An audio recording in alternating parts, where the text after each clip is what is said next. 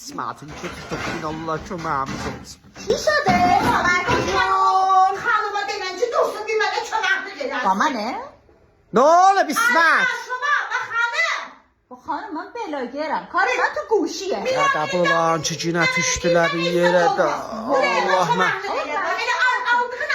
Bu peşer gecaya diye pori sənət olsun. Uzaldık bura. Quşunu aldı eline. Dursun bir çönəkli gelərsin babın ama.